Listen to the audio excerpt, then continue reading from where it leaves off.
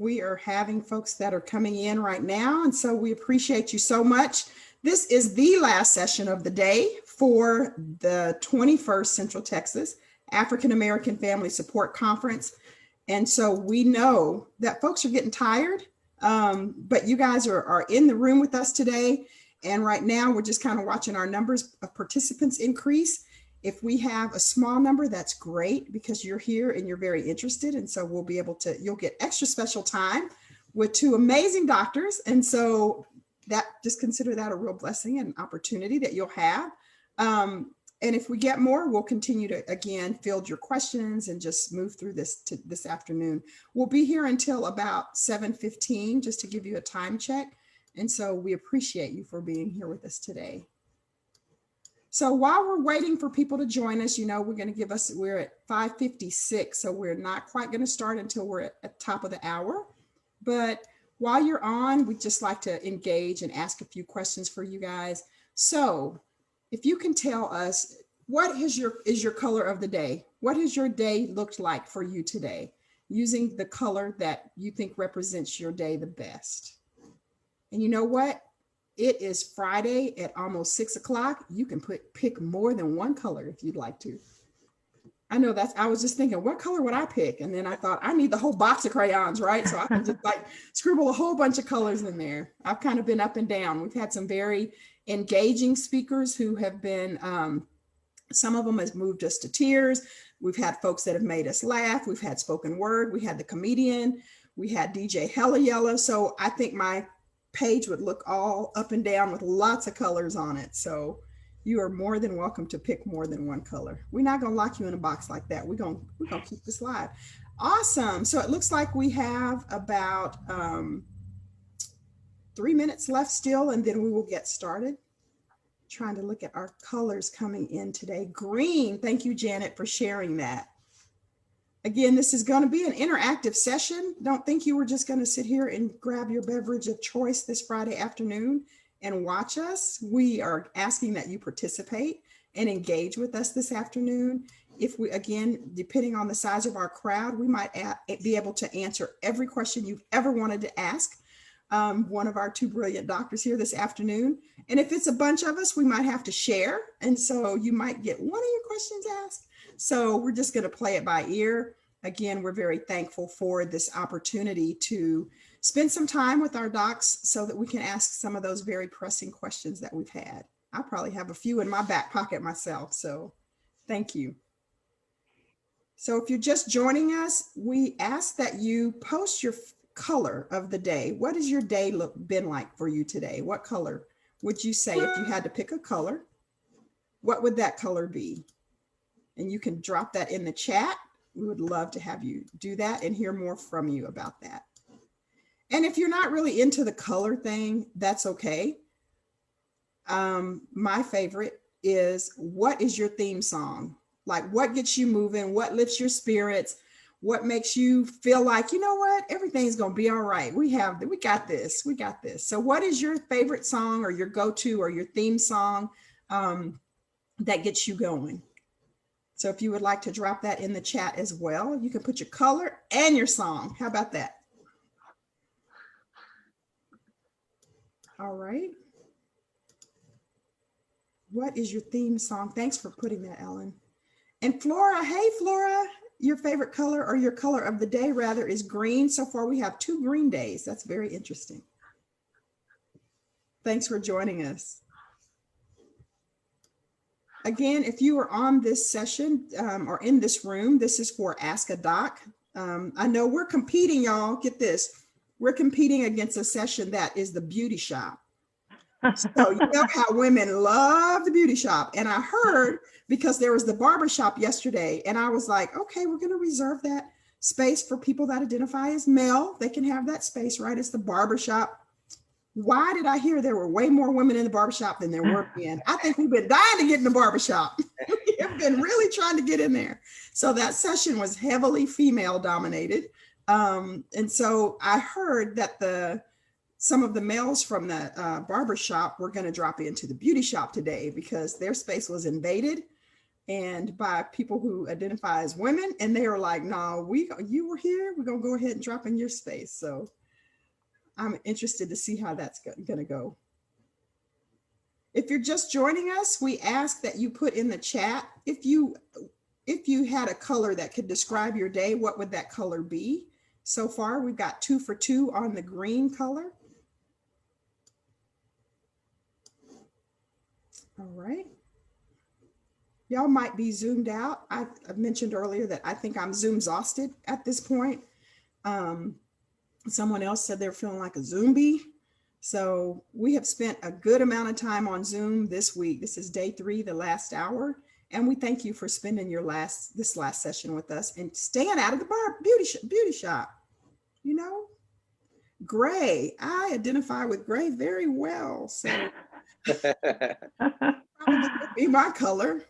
No matter what I do, it just keeps coming back. So thank you for encouraging me to go in that direction. Y'all know gray hair is in style lately. Have y'all noticed? Like, it is, yeah. When you don't have gray hair, where'd that gray hair come from? So people are dyeing their hair gray, which I'm trying to get the gray out, and they're putting in gray hair. I'm not understanding that, but you know, thought, okay, that's the color of the day is gray. Thanks, Angela.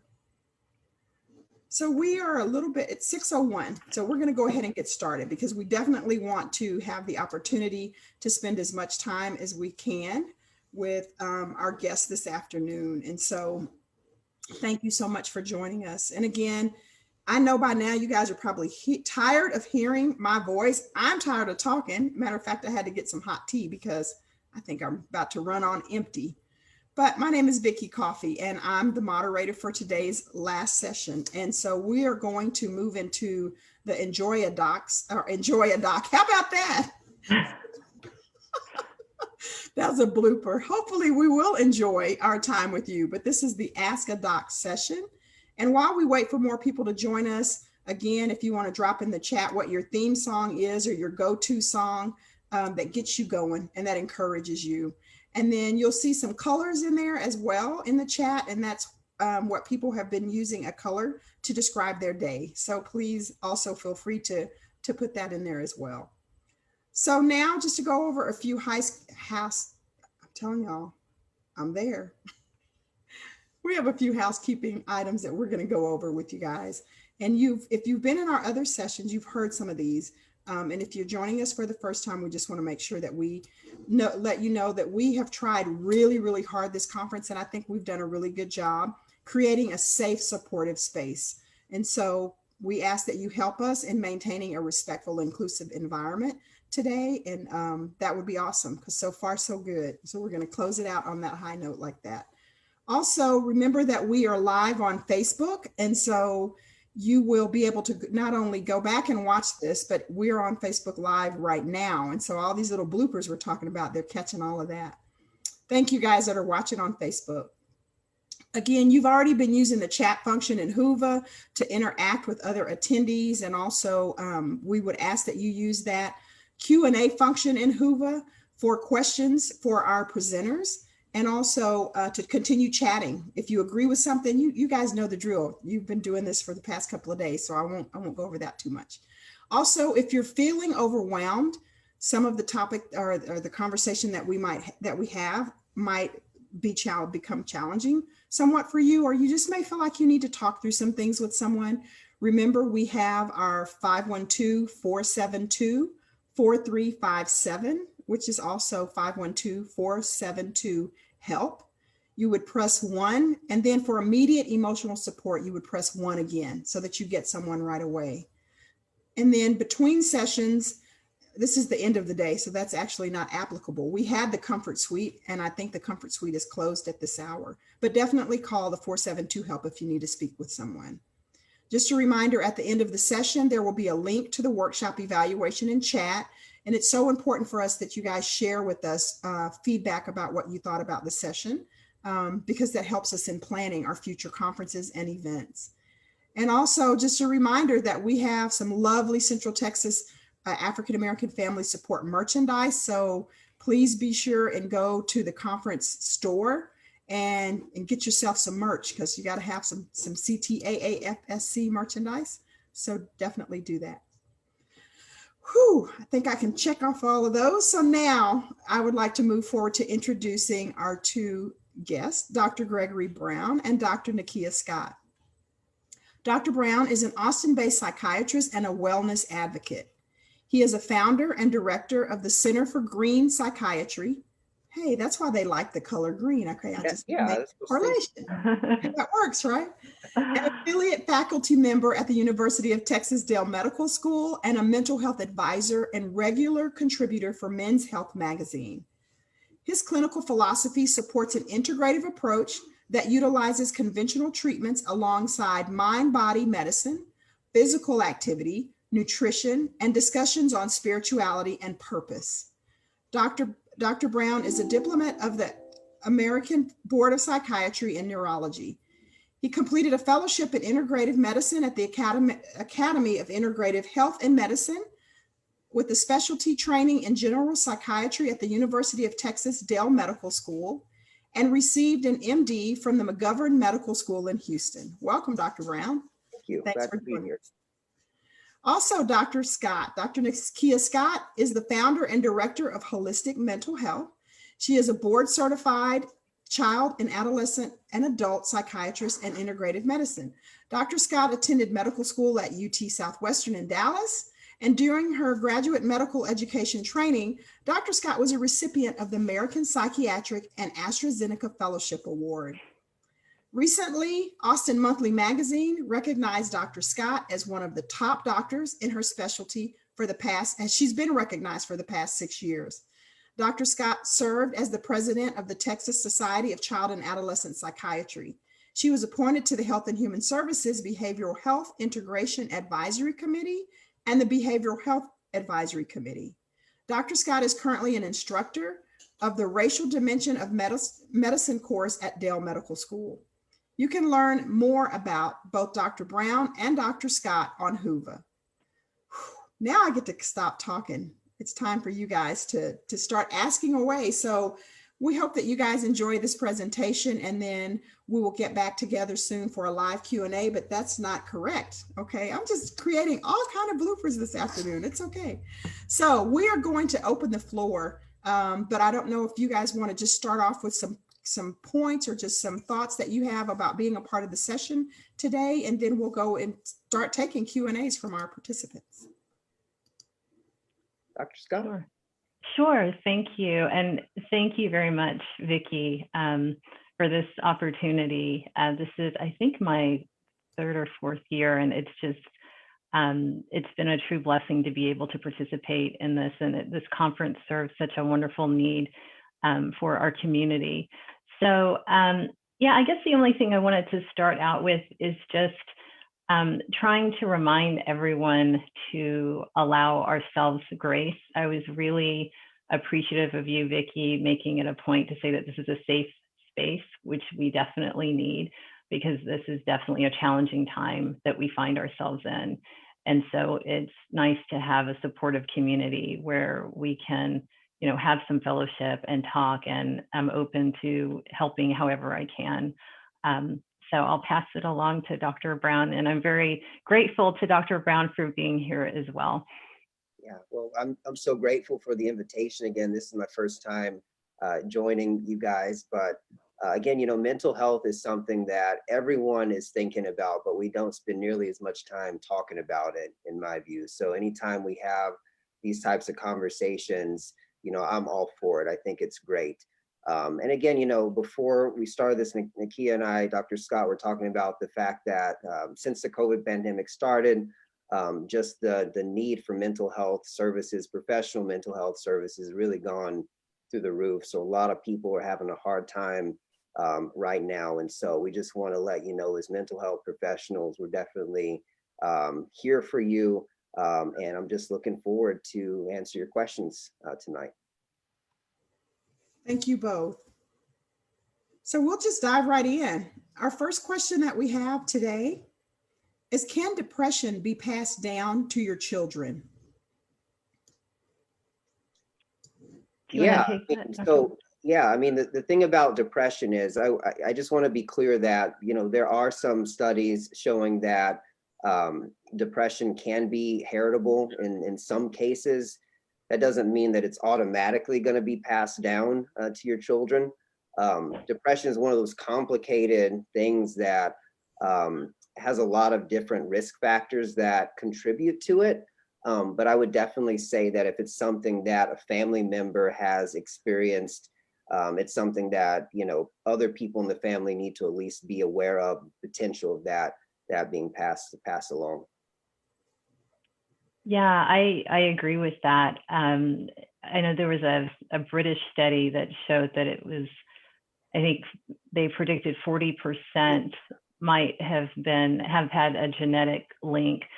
But the good news is you have 60% where it may be more environmental. So, and sometimes it can even be behavioral. So if you're a child and you're watching your parent, for example, just kind of laying in bed all day or not eating because they're very depressed, and you grow up in that type of environment, then that might have an influence on what is considered kind of normal behavior, for a parent. And so the wonderful thing is there are things that we can do, and behaviors. I know Dr. Brown and I both have an interest in integrative health, and there are so many different things that can be done to help with depression and to help prevent that. Awesome. Can you speak a little bit more? You mentioned the term integrative health. Can you talk a little bit more about that and what that means? So yeah, both of us are integrative practitioners, and people define it differently. The way I define it is we're not only focused on medications, and I'd extend beyond that and say we're not just focused on medications and psychotherapy. So I often talk to my patients about the utility of nutrition. I'm a regular yoga practitioner, and there's a lot of evidence supporting the fact that yoga can be beneficial for depression and anxiety and ADHD and trauma. When it comes to, issues related to spirituality and purpose, I don't shy away from allowing patients to discuss their religious or spiritual beliefs with me, in the clinic, because again, there's some evidence showing that having that higher purpose can help some patients through some difficult mental health challenges as well. And then, just in addition to that, a lot of people, for whatever personal reason, don't want to take conventional medications. And so, if they're interested in taking supplements, and the back of the supplement bottle says, ask your doctor before you take this, and then the doctor's like, I don't know anything about it. I think we owe it to our patients to at least having a conversation with them and letting them know, is this something that's safe? Is this something that evidence supports? Or is this something that maybe you should stay away from? Yeah, absolutely. In fact, that was one of the things that got me interested in pursuing training in integrative medicine, because early on I was getting so, patients were basically asking me, should I take this, or should I, what about CME, or, what about N-acetylcysteine, or some of these other supplements? And I really felt like I wanted to really get some more information. I felt like it was doing a kind of a disservice to my patients to not really try and get as much information and meeting them where they are. Because if a doctor just says, well, that's dumb, why are you going to take that when we have, we've got Prozac, why do we need this other thing? Then chances are you're not going to really be able to establish a good rapport, and they probably won't come back. And then in addition to what Dr. Brown said, in terms of spirituality, nutrition, exercise, I find that sleep, especially, well, for everyone, but I see mostly kids, sleep is just so important. So I spend a lot of time talking with my families about sleep. We spend time talking about the importance of our pets. And we spend a lot of time talking about the outdoors. I personally am an avid outdoor enthusiast. I love going camping and hiking. And if I can spend time outside, that's where I usually am. And I find that it can be so healing. And I'm a strong proponent of green spaces, especially for kids. And so all of those things, I think, could be considered integrative medicine. And the other thing I think the vision we both share is this focus on healing as well. Mhm. Rather than just diagnosing a patient with an illness and just making them, a permanent psych patient, that you're going to have to see for the next, I don't know, 20 years. A lot of people who struggle with depression automatically assume it's just going to be this chronic illness they're going to have to deal with for the rest of their life. And I try to help them understand that it doesn't have to be that way. I mean, we can actually work on ways to sustain long-term wellness and get you through this. I agree. And I also think that we can help empower our patients and our families and help them understand that there are so many things that they can do to help themselves. I love that. I think that's so important because I think that's a fear, particularly for people of color, right? That taking medication and not knowing about the side effects or not knowing how it's going to interact and what it's going to do to your body. I think that's a fear having, and we know, have learned and talked a lot about just being members and parts of studies and the negative impact that it's had on just our thoughts around that. And so I think it's good that you are mentioning that. Sorry. So we have a question, and that is, what is the best advice for a person that has been diagnosed with attention deficit disorder in their mid-20s and struggles still with many different issues that originated when just a kid? Yeah, attention deficit hyperactivity disorder it can be challenging because it's not just about attention and impulsivity and hyperactivity. There's definitely a mood component to it. And sometimes when children and adolescents are not, they don't get appropriate interventions to help during their very formative childhood years, sometimes there can be some issues with self-esteem later on, because it can be really challenging for children to constantly hear their caregivers, teachers and other authority figures, reprimanding or redirecting. And, I told you to do this and you didn't do that. Why can't you be more like this other kid in the class? And after a while, they can experience this feeling of what I describe as learned helplessness. Like, whenever I try to do what is expected of me, I just fall short. So why am I even going to try anymore? And that's one reason why I think it's so important when children do have ADHD to intervene and, appropriately, because I try to really do what I can to work with the families and protect their self-esteem, right?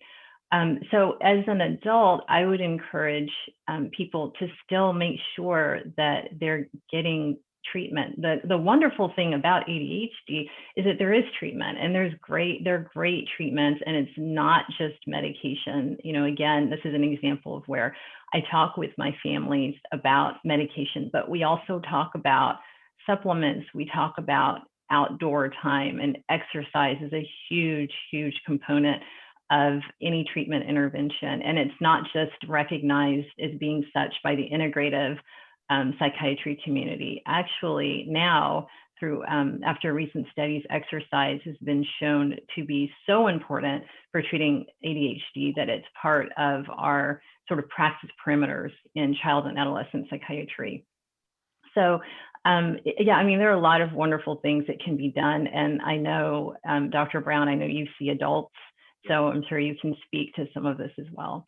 Yeah, I agree with everything Dr. Scott just said, but I would just add to that ADHD is one of those diagnoses that can look like anything, and then anything else could look like ADHD. So, I just be careful to think that, if someone is struggling with attention and concentration, a lot of times the first thing they're going to think of is, oh my God, I have ADHD, right? Generalized anxiety disorder can impact attention, concentration. Depression can impact attention, concentration. PTSD, trauma, bipolar disorder, a whole host of different things. So the first thing that I focus on when an adult patient comes to see me with that claim is, do we have the diagnosis right? And sometimes that'll take a couple of visits. But again, as Dr. Scott was saying, one of the beautiful things about ADHD is if it is ADHD, I mean, we have so many ways that we can successfully treat it, and not all of them, as she mentioned, include medications. Yeah, I agree with that. Absolutely. And that is true for children, adolescents too. So when a family comes to see me the first time, I definitely want to make sure that the diagnosis is actually correct, because, in kids, absence seizures can look just like inattentive ADHD, right? And during the pandemic, especially, it can be challenging to really diagnose, especially in kids who were doing perfectly fine and they were doing great, on campus in a typical school setting. And now, they're learning remotely with a bunch of distractions. You wouldn't necessarily, diagnose that child with having ADHD. You would say that there's all of these environmental factors at play. So yeah, I absolutely agree that we want to make sure that we're actually treating the right thing. Yeah. And the other thing to keep in mind, I don't know if you run into this seeing kids, Dr. Scott, but ADHD, again, from my treating adults, is far less stigmatized, I guess, than depression and anxiety. So it's a lot easier for someone to come to me and say, hey, I have ADHD. Can you give me a script for Adderall? And that'll be that, right? And so, again, so many times I've had 40, 50-year-old men and women come to see me, and it's really something else going on. They're depressed, or they've been struggling with anxiety, but they don't want to talk to me about that or tell me that right away. So that's why getting that diagnosis is really important. Yeah, absolutely. And the other thing that I think about is, usually someone has had some symptoms in childhood. Right. So if all of a sudden, a 25-year-old comes to you and they can't remember a time when they struggled with attention or staying on task or not being easily distracted, or, some of these other inattentive or hyperactive symptoms, then, I go looking for other things, So yeah, I agree with that. Great. Thank you so much. So do you see adolescents who have disruptive mood dysregulation disorder, or DMDD, as a part of their diagnosis? And can you talk a little bit about that? So it's a recent diagnosis, and it's one that has not been without some controversy, because if you look at kind of why it was established, because there was concern that there were a lot of children that were being diagnosed with bipolar disorder that didn't really meet full criteria for bipolar disorder. They didn't have this kind of clean cut episodic illness, with symptoms of mania. And so disruptive mood dysregulation disorder is a category that kind of says that children may have some really severe temper outbursts, right? And it's qualified by saying it has to happen more than three or more times per week, and tantrums that have been ongoing for at least 12 months, and this chronic irritability and angry mood. But again, this can be challenging to diagnose because there are a lot of illnesses in child psychiatry where you see chronic irritability, right? And in all honesty, you can see irritability with a child who has ADHD, and commonly who are experiencing environmental stressors, right? So you're going to see a lot of irritable kids during the pandemic, because a lot of these kids are, at home. They're not able to freely explore and go outside and hang out with their friends like they used to. And so we really have to make sure that we're looking at the diagnosis in the context of the environment that that child is in, and recognizing that it's not just their physical environment, but it's also their family, right? Because we look at kind of in child psychiatry, this ecological kind of framework, right? So it's family systems, it's what's going on in their community. So for example, the summer was particularly challenging for a lot of my Black patients in my practice, because there was, and there continues to be a lot in the news about what is happening with race. And so there were times when I saw an increase in irritability in some of those kids, but I'm not going to diagnose them with disruptive mood dysregulation disorder because I understand after speaking with them this context that this is happening. And but yeah, I mean, there is this diagnosis. There is not necessarily an FDA, a Food and Drug Administration approved medication for it. So what we're looking at is, are there other illnesses that go along with this, comorbidities? Does the child have DMDD and something else, right? And we could treat like anxiety, and we could treat the anxiety, with various interventions and perhaps help to decrease some of that chronic irritability and these temper outbursts that we see with DMDD. Thank you so much. That's very helpful. And I think Welcome. speaking to the irritability, I mean, and you mentioned about the kids being irritable. I think about the parents being irritable as well. And so I'm just wondering, Dr. Brown, do you have parents that are coming to you more so now who are really just overwhelmed and emotionally are just afraid because of having to try and work from home and have small kids and the pets are inside? I mean, it's a whole lot going on right now during COVID, right? Listen, I feel overwhelmed right now. I just want to normalize that. That is totally, everyone feels overwhelmed right now. And, when you talk about irritability, I think it's important to know, especially I see a lot of men. That's one of the cardinal symptoms of depression in a man is irritability. I mean, that's supported by evidence. So a lot of times folks think of the depressed person as being just this sullen, sad person who's just reserved. I mean, a lot of people who are depressed, especially men, will be snapping at their partners, just unpleasant to be around. It can be a symptom of something much broader. But again, depression and just being irritable and being overwhelmed in the context of, adjusting to life amidst this pandemic are two totally different things. And I think it's important that we realize the difference. So if you have like 2 weeks of, disrupted sleep, you're not interested in things that you're normally interested in, you just have this profound feeling of guilt and worthlessness or suicidal thoughts. I mean, that would be something more than just adjusting to life amid a pandemic. So the length of time, it can't be your husband comes home irritated because dinner's not done, or your partner, and you're like, what is going on? He's irritable. He must be depressed. It can't be something that simple. It has to be over a period of time. You did stress that, right? I mean, that's one of the things you want to look out for. But again, I mean, anytime someone is expressing suicidal thoughts, even if it's for a day, or 2 days, I mean, that's something you need to definitely pay attention to. Absolutely. Yeah, and I would just add to that. I know for children, adolescents, what I look at is functioning too, Sure. right? Yeah. Because everyone's going to have some ups and downs, right? Even prior to the pandemic, you're going to have good days and bad days, and anxiety, which is part of the normal human experience. But if a child is really having difficulty just functioning, right? So they were doing well in school, all of a sudden, all their grades have dropped. They have lost friendships.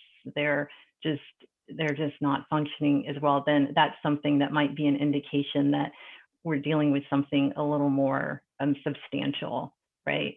And I think this is another reason, the point that Dr. Brown raised and that you raised, Vicki, I think is another reason why self-care is so important for parents, right? Because it's important that parents be able to be emotionally available to their children and to provide a safe space for their children. And Dr. Brown is absolutely right. This is a stressful time for everybody, right? So one of the things that I'm doing with my families now is really talking with them just about, okay, how can we just take care of not just our kids, but the parents, Yes. right? And making sure that, everyone in the home is safe. And before I forget on that safety, not to veer too far off the subject, but that safety includes cyber safety. Kids are spending a lot more time, and I'm going to plug this in however I can because I've just seen it way too much. Kids are spending more time online. And so it is important that parents understand who their children are in contact with when they're on these various servers, right? Who is it? Somebody that they actually know? Is it someone that says that they're somebody that they're really not? And I think it's normal for parents to allow their kids to have more screen time because, you know, this is how they're interacting a lot of the time. This is how they're socializing. And we know that socialization during this time is so, so important. But it's also important that we try and make sure that our kids are safe from a cybersecurity standpoint. Absolutely. So that's my little plug-in for that. Yay, I've accomplished that little plug-in for I think that's a concern, you know, that we should be definitely concerned about the safety.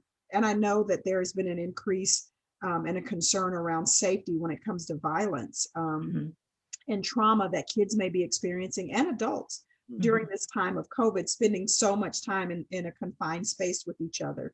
And so I think we have to recognize that as an issue. So I thank you for bringing that into the conversation. You're welcome. Another question is, how can we help people we serve to be compliant with taking their mental health meds? And I would add to that also, that's something that I hear a lot just amongst friends and loved ones, is their adolescent or even their adult friend or partner will not take their medication. And they know that their medication is helpful. And if they don't take their medication, they deteriorate or can deteriorate. And so how can you help people either that we serve or that we love be more compliant with taking their mental health medications? I mean, everyone has their unique view about this. I mean, my view is if a patient is not adhering to their treatment, you know, part of that is on me as their doctor. It means, you know, I feel like I'm either prescribing something that's causing side effects or I'm not communicating well with the patient. Because I mean, if there's something that, if a patient is struggling and they're taking a medication or pursuing any type of treatment, and that's really helping them feel better, then naturally, and it's not making them feel bad or worse, then naturally that's something they're going to want to do. And so if I have a patient who's struggling with that, I always, you know, really go down to this issue of side effects. And usually I can find that, hey, this is a medication that, you know, may help them feel a little bit better, but it's making them feel bad at the same time. So how can I maybe adjust the dose or make some changes in my treatment so that this is something that's, you know, easier for them to tolerate? That's usually where I start. And then just being human and listening to them, asking them about, you know, why don't you want to take the medication? Because too often I think, you know, psychiatrists will just focus on their objective. You know, they want to get a patient up to this therapeutic dose of a medication because that's what the book says they should be taking. And they're totally not even listening to the patient's experience taking that medication. And so I think that, again, psychiatrists in general could do a better job with having those discussions with patients. Yeah, I mean, I think those are excellent points. I'm reminded by something I think my grandmother told me with, you know, there's a reason why God gave you 2 ears and 1 mouth, right? Yeah. And so sometimes I think we would all do a lot better to do less talking and just more listening, because then we can kind of just get a good sense about why. And that's where I would start is the why, you know, and it starts with help me understand, you know, what's going on, right? In a way that's not judgmental, that doesn't come across as being, you know, like I'm supposed to be telling you what to do. But again, this is another reason why having a good rapport with your patients and making sure that we're talking with them in a collaborative way, you know, that we're on the same team, right? This is not the doctor telling the patient, this is what you should be doing, but how can we work together? And, you know, in my experience, sometimes it's very simple things. Sometimes it's like, hey, let's talk about using a pill reminder box, putting a Post-it note on your mirror, having your parents help administer medication. Sometimes it's simple like that. Other times it's a little more involved and it gets more into self-esteem issues. You know, by taking this medication, am I acknowledging that there's something actually wrong with me, right? Or, I have a family history of substance abuse. If I take this medication and I need it, does that mean that I'm going to be addicted to this medication? And will I have to keep taking it forever and ever? And what does that mean for me? And what does that mean for my kids? Am I going to pass that down to my, there are a lot of different thoughts that go into this. And sometimes it's wonderful to just listen, because I find that I can really help alleviate some of these anxieties. And you find that sometimes patients have just been so filled with just worry and anxiety, and just, it's keeping them up at night, and just having a conversation can really help. So I say just listen, and figure out the why, and then work together and go forward. Yeah, I agree with Dr. Scott. And I would just add, my patients who come in struggling with anxiety and depression specifically, I always try to develop an on-off plan at that first visit, because depending on what the illness is, again, severe schizophrenia and bipolar disorder are totally different than major depressive disorder, generalized anxiety disorder, as far as how long a patient would necessarily need to take a medication. And if it's prescribing a med and you're not really telling a patient what to expect, they're going to think, oh, this is something that I'm going to have to take for the next 40 years. I just don't want to do that. So I might as well just get myself off of it, even if it's making me feel better. And so usually what I'll tell folks, first case of depression, again, depending on how severe it is, let's plan for 6 to 9 months of you taking this, and then reevaluate, see how you're doing. I want to see you doing all right, for a few months, and then we'll come up with a plan to get you off of it if things are going okay. That's usually where I start at that first visit. Yeah. I think that's great. And I also would just like to add a personal note. This is not a question and comment, that you guys are definitely rare in terms of some psychiatrists in your field. I mean, some people honestly think that as the experts, they're the psychiatrist, they're the doctor, and they have the training. The patient should adhere. And what I really like that I'm hearing, and I have not heard the word compliance one time. I heard the words of being collaborative. And recognizing that a person has choice. And so I think that's so important in working with people, that you're recognizing that they bring their lived experience to the table as well. And that's something that you want to hear about, and that it's important that you have a dialogue about what that looks like for them. That is so important. Thank you. Yeah. So another question, what do you think can be done about the overdiagnosis of Black youth as it relates to conduct disorder?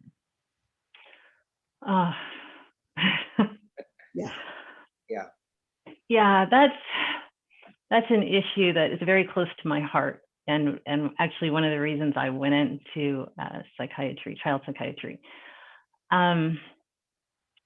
Unfortunately, I think what we're still dealing with is we're dealing with a lot of racism, what I find, and this has been substantiated, I mean, there's so much evidence, and there have been multiple studies, showing that a young Black child is perceived to be older than the same age of their white counterpart, right? Young Black females are reprimanded for the exact same offenses, even in elementary school, right? And so one of the things that I think we can do is just advocate and organize and mobilize and work together as a community, right? So that we can end this. But we also need to really make sure that we're protecting our youth as much as we can, right? So reminding them of their value and their worth. When we see something that's obviously unfair, we have to try and advocate for them. And that might mean talking with school administrators and going up the chain. It might mean writing a letter to the school board, right? And then trying to make sure that we're in different organizations where we have a seat at the table, right? So if I'm, president of the Texas Society of Child and Adolescent Psychiatry, at our meeting, we're going to have a discussion about, Black youth suicide and, the overdiagnosis of conduct disorder in Blacks, and trying to educate not just ourselves, but people in our communities that are interfacing with our kids, right? So that they understand what's going on, because they have their own biases. There's this implicit bias that sometimes is, well, that all the time happens. And I think it's really important that professionals recognize that this bias exists, so that they can attend to it and they can work through it. Because if it's not recognized, then nothing happens. That's right. But I think we also, in doing all of that, I think it's also really important to continue to instill hope in our young people, that there are a whole lot of people that are working together to try and make this world a better and more fair place for them and for our future generations. And I think also helping to protect them from just constantly watching negative news, where they're seeing this constant play of every negative thing. The police, maced this 9-year-old girl, and the police did this to this person. And, I think it's important to try, when we can, to create some balance, and not not hide what's happening, but to create an environment where they understand that there's also such beauty in the world, and there's so many fabulous people, who are working together, and there's so much grace that we can have and allow ourselves, so that they are motivated and encouraged to kind of extend their hand when they grow up and they become, a psychiatrist or whomever. They can extend their hand and help, pull the next generation along the way, and I think inspiring youth, and that's one reason why these conferences are so wonderful, and the fact that youth are able to participate in the conferences and see what's happening and see that there's so many people helping to advocate for them, I think is so important. Can you tell how important of an issue this is by You're just a little bit passionate about it. let me just be quiet now and I'm sorry, Dr. Brown, why don't you go ahead and No, amen to everything that you said. There's a long history of so-called racialization of mental illness in the United States in general, right? And so we're not just talking about conduct disorder in kids. There's a psychiatrist and writer by the name of Jonathan Metzl, who wrote a really great book called The Protest Psychosis. And in it, he talks about how, again, decades ago, Blacks were overly diagnosed with schizophrenia, right? And so a Black man might go and see a psychiatrist, and he's struggling with depression. He's diagnosed with schizophrenia and then put on very strong antipsychotic medications with profound side effects, essentially with no end in sight to that prescription regimen. If you look back at some of those early ads for drugs like Haldol and Thorazine, these antipsychotics, they basically depicted these savage Black figures, in those ads. And that's what these early psychiatrists were reading. So some think that may have contributed to that sort of implicit bias that these psychiatrists were experiencing when they were sitting across from, a Black man or woman in determining that diagnosis. So I'll also say this. I do think that, especially within the past 4, 5, 6 years or so, there's been this push in academic training institutions for something called culturally competent care, which basically means we're talking about these issues with people of all racial and ethnic backgrounds when we're in training, so that hopefully by the time we all get out there in the community, a white psychiatrist could see a Black patient and not automatically, have these assumptions about what that person is going through just because the cultural experience might be different than what he or she experienced. Absolutely. Yeah. And then just to add to this, so patients, I think when they see a psychiatrist, you don't necessarily have to see a psychiatrist who looks like you in order to get help. So we need to debunk that myth. But I do think it's important for patients to play an active role in their care. So if there's something they don't agree with or they're confused about, I mean, speak up, ask questions until all your questions are answered. Thank you so much for that. So how do you help an adult that will use "I don't have insurance" as an excuse for not staying on meds or keeping up with appointments? Well, I mean, it's a sticky topic, I should say. Austin is a city that I think is actually one of the better cities for providing resources for patients who need mental health care who don't have insurance. I mean, there are places, community centers, ATCIC is a place that those patients who don't have insurance can go and receive the care that they need. Some psychiatrists don't accept any insurance. I think probably within the mental health field, we probably are taking less insurances than people in different fields for a whole host of reasons. And that's probably a totally different panel that we could spend an hour and a half discussing as well. But in my practice, I do some pro bono cases. I mean, it's something that happens. And so I think if a patient can't afford their visit, they can't afford their drugs, there any questions like that, they should never be afraid to just ask, and when patients ask me that question, if I'm not able to help, then usually I'm able to point them in the right direction. Thank you. Dr. Scott, would you add anything to that? Yeah, I mean, I have people that call me and just ask for resources, and I direct them to you, Vicki. You're one of the, I direct them to a host of organizations and people. I think there are many people in the Austin area that are really trying to make sure that we can address the needs of our community. Absolutely. And that's real. I mean, we have people that all the time call and ask. A lot of us that are in organizations that are seen as referrals and resource options, we get that a lot. We get that question a lot, and how you continue to support. And so it's good to hear that you have some space available, and you probably are not going to have any after this call, because people are going to want to definitely get in to see one of you two after we finish this call. And so, but it's nice that you have that availability for people. And I'll say, I mean, it's not just me. I mean, people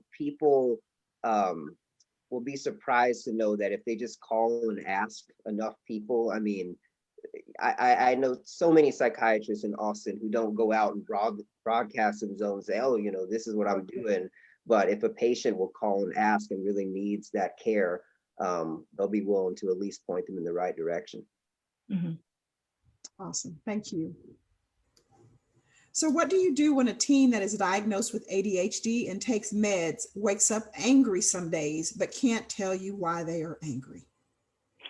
Yeah, that's tricky. Sometimes it might be related to the medication or to the dose, if they're on a medication, but sometimes it can be related to their decrease in appetite that they sometimes experience, especially on long-acting medications. So there are long-acting and short-acting stimulant medications used to treat ADHD, and sometimes if an adolescent is on a certain type of medication, they may not be as hungry for lunch, for example, when it's kind of at its highest concentration.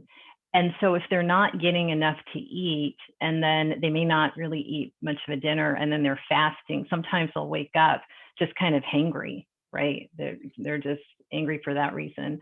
But sometimes it also has to do with what they're processing and what's been going on during the day, right? And so we also have to really make sure that we kind of have a good understanding about what their experience is like in school and in their after school activities, and in terms of their friendships and their home environment.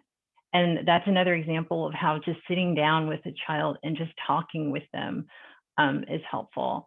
And then the other, again, I'll go back to the sleep. Sometimes when kids are waking up and they're really irritable, it's because they really did not get good quality sleep and they didn't get enough sleep.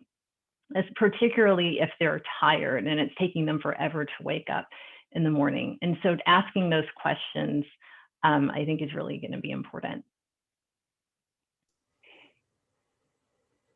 I just want to point people to the chat, kind of going back to the question around the insurance that was listed, or the question that was asked, that Integral Care is a local agency available for people living with serious mental illness who lack insurance or other resources. And of course, Integral Care is the host of this conference. And so we're thankful for that. And we're also thankful for the support that Integral Care offers to individuals that live in the Central Texas area. So thank you for that.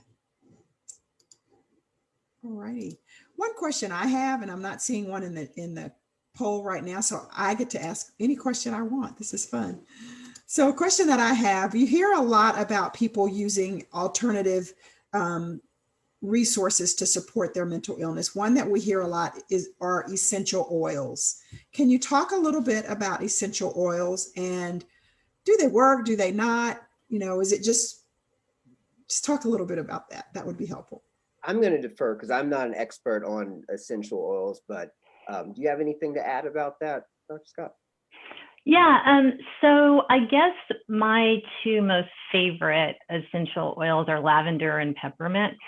But again, I think it's important. My disclaimer is that I'm not suggesting that these are not indicated treatments for any mental illness, meaning I would never say, oh, this kid has ADHD, put them on some peppermint and then that'll cure the kid. That's not the case. But sometimes, for example, if a child is having anxiety, especially before bedtime, just a little bit of lavender, not right on their pillow, because lavender can be very potent, but sort of at the, just a little dab, maybe at the end of the bedspread, right? Or somewhere in the room. Some people like to diffuse lavender. I have a lot of patients that just like to put a little bit, just like one drop, can help with relaxation, but so can a lot of other things, like a weighted blanket, and you have to be careful about not using a blanket that is too heavy on a small child. There's a ratio, but that's just an example. Sometimes peppermint oil can be somewhat energizing in the morning, so I do have many patients in my practice who find that it's useful. I have some who don't. I mean, I have one young lady in my practice that when she smells lavender, she gets upset. So, in that situation, I would say probably not a good idea. I think it just, again, another example of how just talking and listening, to people's experiences, because a lot of times people have tried a number of different things, right? And just listening to, what's been helpful. And as long as I don't think it's going to cause harm, now there's also encapsulated lavender that some people take by mouth. And that there's a little bit of controversy with that. I'm not super excited about that in kids. I'm fine with using just the essential oil, but taken by mouth, I don't know that there's been a substantial amount of evidence that I've seen to suggest that that's something that should be used on a regular basis. But I don't know, Dr. Brown, do you have any? I mean, I read one European study supported that, but I mean, it's not something that I prescribe or recommend to patients either. I think it's one of those things also that just goes back to what an individual feels is helpful. And so again, just recognizing that people are going to have different tools and different things that they're going to use that they believe in that helps them. And so it's kind of like, if you think it's working, and like you mentioned, Dr. Scott, and it's not hurting, then go for it. And I know it's so interesting because over the years, it seems like we've seen an increase in people that are using essential oils, either through diffusers or even some of the baby products have lavender in the baby products to soothe the baby, and so thank you for answering that. Yeah, of course. Other questions? You guys are quiet out there, and we know this is the end of the day, and it's hard. And we thank you so much for staying in there with us and wanting to be a part of this session. Thank you guys for that. Oh, good. Okay. I was going to say, if there wasn't a question, then I was going to say a little something, but I'll let them ask their question. Great. So we had a question. Can you share more about the importance of nutritious food? Yeah. Oh, wow. We could go all day on that. I mean, there's a growing body. There's a new field called nutritional psychiatry. And so one of the people that I often collaborate with, Drew Ramsey, he is a pioneer in nutritional psychiatry up at Columbia University. He's written a number of books. But there's a growing body of evidence supporting the idea that a lot of mental illnesses are related to inflammation in the body. And so a lot of that has to do with the way that we eat. And so there's this idea that if we start to incorporate more omega-3 fatty acids in our diet, for example, oily fish like salmon and mackerel and tuna, then that might be something that could help offset that inflammation. There's also studies, pretty strong evidence supporting that if you don't eat fish or you're not getting enough omega-3s, that supplementing with like a fish oil or omega-3 supplement at the right dose, at the dose that was studied, could potentially help with something like depression, anxiety, ADHD. But I think that's probably one of the major differences between an integrative practice and a conventional practice, because I'm always asking my patients about their diet and what they're eating. Yeah, I agree. And I think one of the most exciting frontiers in psychiatry, actually just medicine in general, is this whole idea of the gut-brain connection, and that having a diversity in terms of the healthy bacteria in our gut can really help protect us from so many different types of illnesses, including depression. So, I also talk with it's part of my intake process when I'm talking with patients. I'm asking them, what are you eating for breakfast? What snack are you eating? What are you eating for lunch? And then do you have a snack before bedtime? And we're talking about, what are you drinking, during the day? One of the most common issues with sleep that I'm finding in adolescents especially is this consumption of Dr. Pepper, and other caffeinated beverages. And, especially in my patients that are anxious and they have insomnia. And one of the first things that we'll try and talk about, again, in a very collaborative way, is, do they have any concerns about the amount of caffeine, that they're drinking, and what can we do? How can we work together to see if maybe cutting back on some of that might help in other ways, right? And not just even insomnia and anxiety, but a host of other things, including their teeth and the health of their teeth, right? And so, it's exciting. Nutritional psychiatry is a really exciting frontier, and so important. I'm getting all of my coffee drinkers to switch over to matcha tea. So matcha tea have caffeine. It has something called L-theanine. So L-theanine is a natural amino acid that can help with anxiety, and it doesn't stain your teeth. So there you go. Rumor has it kind of helps with weight loss. Is that the one, the matcha tea, that also? I mean, I think there claims that any type of stimulant could potentially reduce appetite and help with weight loss, I guess, indirectly, but I don't know. Yeah. Alrighty. So we had another question. What about using melatonin for kids, with kids? Yeah, I mean, I think it's okay in short term. Again, I'm always going to go back to sleep hygiene. That is always going to be my first, second, third recommendation, right? Melatonin may have some hormonal effects in terms of precocious puberty when used for long periods of time. So it's not really something that I like for kids to use for a long time. I like to go back to the drawing board with how much screen time is your kid spending, especially before bedtime, right? How much exercise did they get during the day? The American Academy of Pediatrics still recommends 60 minutes per day. Are they getting that, right? And what time of day are they getting it? Is it right before bedtime, which is probably not such a great idea, or is it a little bit earlier?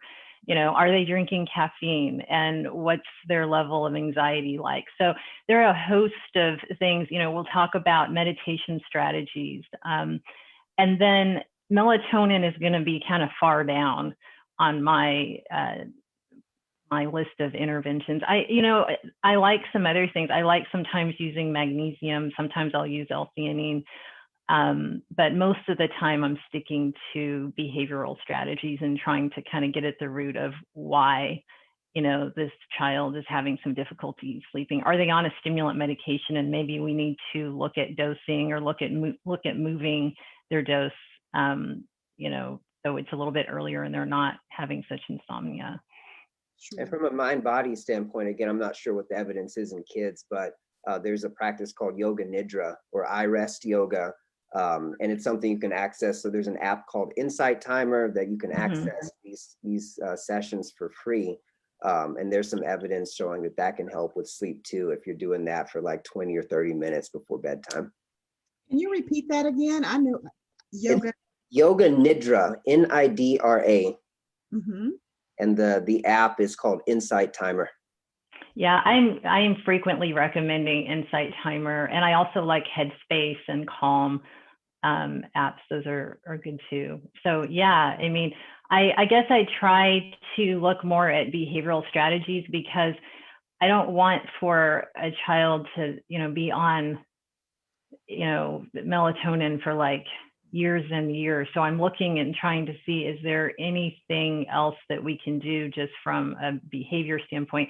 And then the other thing, sometimes I will actually send kids to sleep medicine. You know, I have definitely seen some kids in my practice with sleep apnea, right, with restless leg syndrome. I've diagnosed 2 kids in my practice over the past few years with narcolepsy.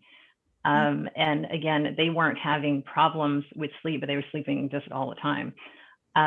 So, you know, I think, again, making sure that we know or have a pretty good understanding about the why, you know, why is this child having difficulty sleeping, instead of just, here, let's give them this and let's give them that. And, you know, let's figure out the why first. But I can also understand how parents may be somewhat desperate to get their child to sleep, because a lot of times as parents, we're like, I mean, we have things that we need to do, you know, in the evenings, and we're trying to get things together. And it's nice for, you know, Johnny to just go to bed when he's supposed to. So I completely respect and understand that need, you know. And I guess the short answer to that question is, even though I don't like using melatonin for long periods of time, I think if it's used for a couple nights here and there, I don't think it's going to be, you know, a lot of harm with that, barring any other issue. Sure. We actually had to ask a question for you, someone to spell macho tea, which is matcha, right? It's M-A-C-H-A.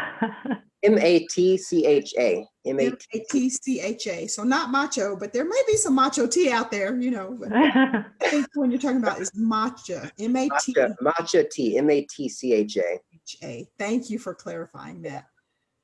So another question, more often than not, anxiety is seen as a, nah, you're crazy. You are just seeking attention. How do we as parents help our children through their anxiety? And then also anxiety versus a panic attack. What is the difference? So 2 questions. I'll do the anxiety versus panic attack. So, you know, people with generalized anxiety is sort of, again, what Dr. Scott was talking about earlier. You have to pay attention to this functional impairment issue. Everyone on this call has anxiety. I mean, we need anxiety to function. That's what causes us to wake up in the morning and go to work and, you know, do what we need to do to get through the day. But if it gets to the point where it's crippling, right, and it's preventing us from living our lives as we should, that's something that you need to pay attention to.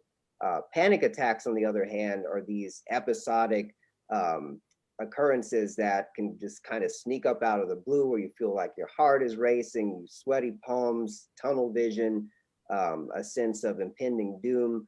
And it typically doesn't, last, 6 months or so, in perpetuity, the way that generalized anxiety could. But that would be the difference. A lot of times patients who have generalized anxiety will also experience these episodic panic attacks as well. And so again, we have medications, we have therapies, we have techniques where we can address and treat both. Awesome. Yeah, and then I think the other part to that question was how we can help, how parents can help children work through their anxiety. Yes, that's good. Yeah, no, thank you for that question. I think one of the things that we need to make sure that we're doing is just making sure the child is safe. Because sometimes if there's just an acute onset, there's a sudden onset of anxiety, it may be because of some sort of traumatic event. So we want to, especially in younger kids, sometimes if all of a sudden, I have a 5-year-old patient, they were doing great, and then all of a sudden they started having just tummy aches all the time, and they just had a loss. They're just losing their appetite. They're not sleeping. I'm looking for something in their environment that may have changed and is causing some anxiety. So I always think about safety first. So I think that parents may want to just ask their child, hey, what's going on? I've noticed this, and that. Help me understand maybe some of what you're feeling. And then helping to remind children that they're not alone, because sometimes it can be really scary for a child or an adolescent to think that they're the only ones in the whole wide world who's experiencing what they're experiencing, and helping them to understand that that's not the case, that there are a lot of people out there who are anxious. And sometimes even parents can say, I felt the way that you felt before. Yeah.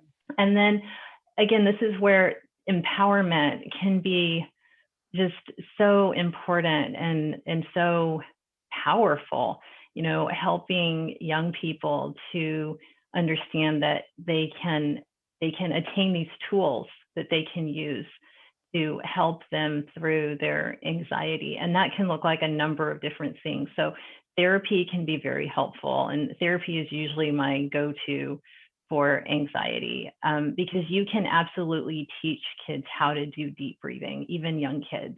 And you can absolutely teach them how to move their body in ways that help them feel less anxious, and how to tense their muscles and then release them so they're not feeling as anxious. And so really helping these kids to feel like you're giving them these tools that they can use. So when they feel this way, and they have someone that they can speak with, who is not going to be judgmental, but who is going to be understanding and compassionate, and again, collaborative, I think that can go a long way. Thank you. So I think this is more of a comment, and is just the comment around COVID. And the person, Louise, shared that she doesn't think that we have considered how COVID limitations have affected community members. We are strong, but social, I'm so sorry, my big guy's barking. Social connection is important. So can you talk to that while I go on mute? Yeah, I mean, I think it absolutely is. And it's not just important for kind of like friendships that are, you're not able to hang out with friends, but a lot of the young people in my practice may be really close to like grandparents, aunts, uncles, and their extended family members, and they haven't been able to see them for a long period of time. And so there's a sense of loss that, especially in our children and adolescents, that we're having to really try and help people heal and give them hope. And I'm not going to get on, I told myself I was not going to use this as a platform to talk about how important it is to get vaccinated. So I won't do that, but see how I just did that without really doing it. So, but yes, so I completely understand and agree with the person who asked that question about the importance of community.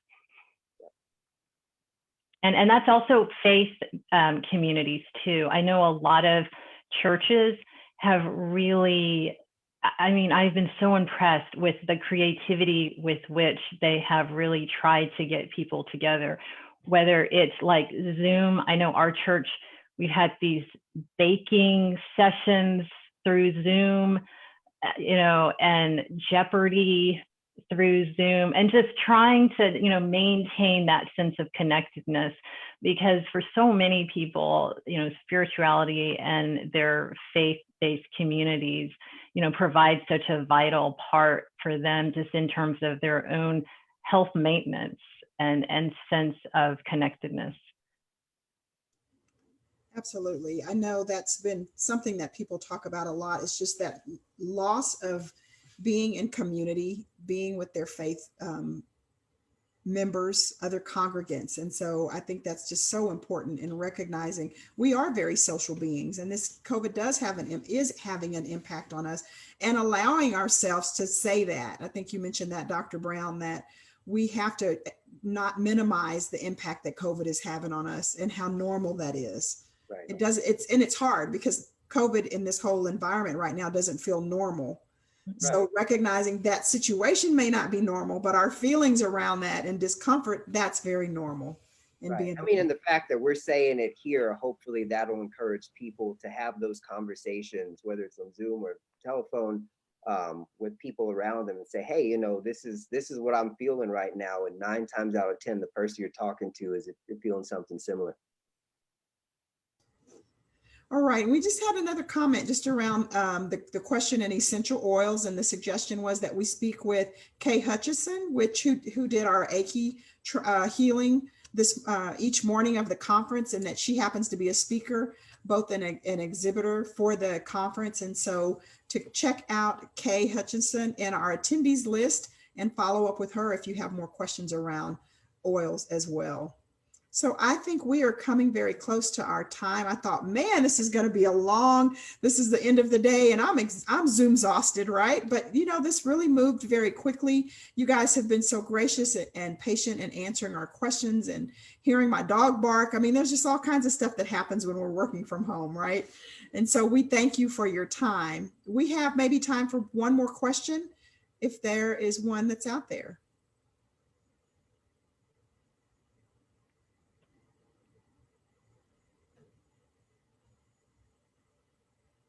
Okay, so you guys will get to end maybe 2 minutes early. That's awesome, right? All righty, so we just want to thank you, Dr. Scott and Dr. Brown, for sharing your insight with us, for taking time with us on a Friday late evening. This feels late. I mean, most folks are done by 5, and we have quite a few folks that stuck around because they recognize how special and precious your time is as psychiatrists. We appreciate you. We thank you for being here with us this afternoon, or this evening rather. And I just want to remind people to take a few minutes to complete the workshop survey. It really does help us choose and select sessions that are helpful, and ones that would just help support your mental health and wellness as well. So we have a couple of minutes left, and any closing remarks or recommendations or thoughts that either or both of you would like to share with us. Ellen, we have one more question. I'm sorry to break in. How do we help teens through anxiety attacks when they don't want to talk? Yeah, that's a difficult one. I think the most important thing, again, is making sure they're first in a safe space.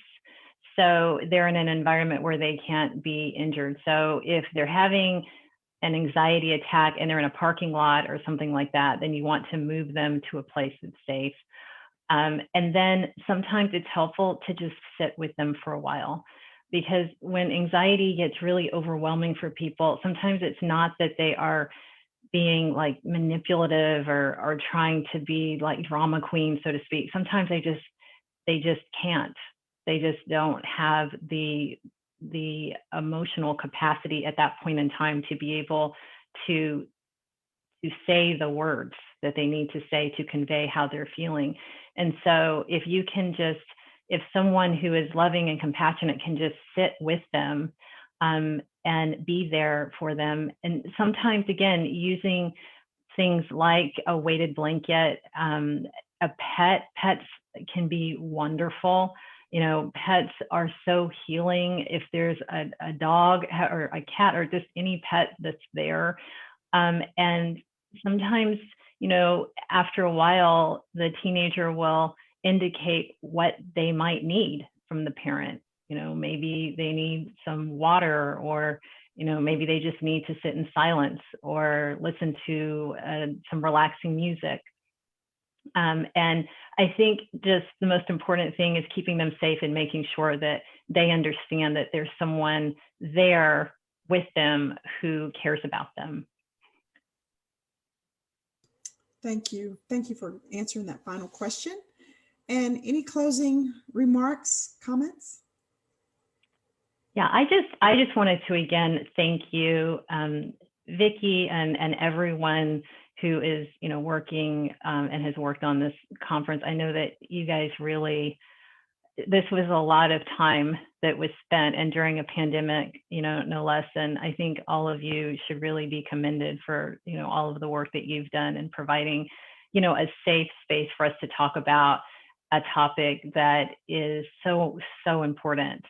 And then I just want to maybe a reminder for all of us to just try and stay safe and healthy and use our self-care, and to try and be kind to ourselves, and especially for the parents out there listening, what if that means that your kid doesn't always get like kale and, for dinner, and you don't always go and run a couple miles every day, you just take it one day at a time and you do the best that you can, and you don't get angry with yourself or disappointed, because we're all just trying to do the best that we can, and sometimes, it's like that saying, courage is that voice at the end of the day that says, I'll try again tomorrow. And sometimes that's what we have to do. We just try again tomorrow. And I really want to echo Dr. Scott and thanking you for putting this together, and thanking for everyone who came out and participated, and just to continue to encourage everyone to make mental health a part of their life. Let's not ignore it or wait for depression or wait for anxiety. I mean, these are things that we can pay attention to every single day. It's such an important part of our lives.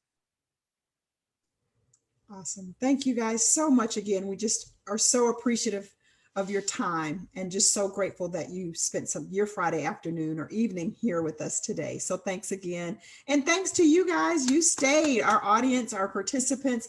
Thank you for supporting this session. I hope you were able to take something away from this session that is helpful for you. And if you still have additional questions, definitely reach out to Integral Care or any of the other resource providers that are available in our exhibit space, as well as to Dr. Brown and Dr. Scott. So again, I guess that's it. We are all done, and we thank you all for your time. We are done. We have completed the 21st Central Texas African American Family Support Conference. Thank you guys.